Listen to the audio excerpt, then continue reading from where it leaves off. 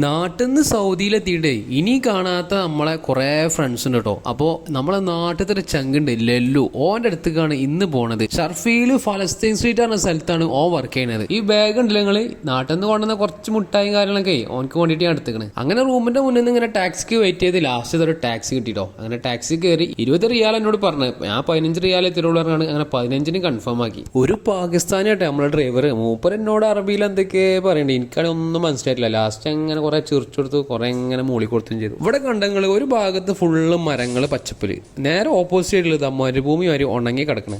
അങ്ങനെ ഞാനിതാ ലല്ലുവിന്റെ അടുത്ത് എത്തിട്ടോ.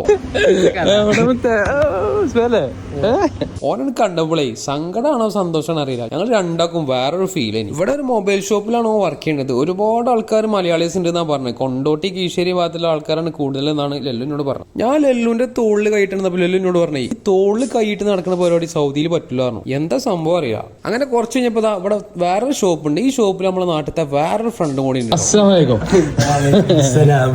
ഇതാണ് അലി, നമ്മളെ നാട്ടുകാരൻ തന്നെയാണ്. അങ്ങനെ ഞാനും അലി ഇതിൽ കൂടെ കുറച്ചേരം ഇങ്ങനെ നടന്നപ്പോഴേ ഇവിടെ സീസൺ റെസ്റ്റോറന്റ് ആണ് ഒരു റെസ്റ്റോറന്റ് കേട്ടോ. ഇത് മലയാളികളുടെ, അതേപോലെ തന്നെ ഇവിടെ ഫേമസ് ആണെന്ന് പറഞ്ഞു. ഇവിടെ കയറി ഒരു ചായയും ചിക്കൻ റോളും കഴിച്ചു. സൗദിയിൽ മരങ്ങളുണ്ടോ എന്നൊക്കെ ചോദിക്കുന്ന പോലെ കണ്ടോളിട്ടോ. കണ്ടങ്ങള് ഫുള്ള് മരങ്ങളാ, നല്ല തണല അവിടെ. അങ്ങനെ പിന്നെ ളുഹുറിതാ ഞാൻ ഇവിടെ ഉള്ള ഈ ഒരു പള്ളി നടന്ന് നിസ്കരിച്ചത്. നിസ്കാരം കഴിഞ്ഞപ്പോ ഞാൻ എന്താ വെച്ചാൽ ഇവര് രണ്ടാളി കൂട്ടി നേരെ നമ്മളെ റൂമിൽ കൊണ്ടുവന്നു. പെങ്ങൾ ഉണ്ടാക്കിയ നല്ല നെയ്ച്ചോറും തേങ്ങാച്ചോറും നാട്ടിൽ നിന്ന് കൊണ്ടുവന്ന ബീഫൊക്കെ ഉണ്ടെനി അതൊക്കെ കൊടുത്തു. അങ്ങനെ പിന്നെ ഫുഡൊക്കെ കഴിച്ച് പുറത്തിറങ്ങിയതാ. വലിയ പെങ്ങളുട്ടിയാക്ക് മുട്ടായി വാങ്ങണം പറഞ്ഞാണ്ട് അതൊക്കെ വാങ്ങി നേരെ റൂമിലേക്ക് പിന്നെയും തിരിച്ചെത്തിയപ്പോഴാണ് കറക്റ്റ് ടൈമിലാണ് പെങ്ങളുട്ടികൾ സ്കൂളിൽ വരുന്നത്.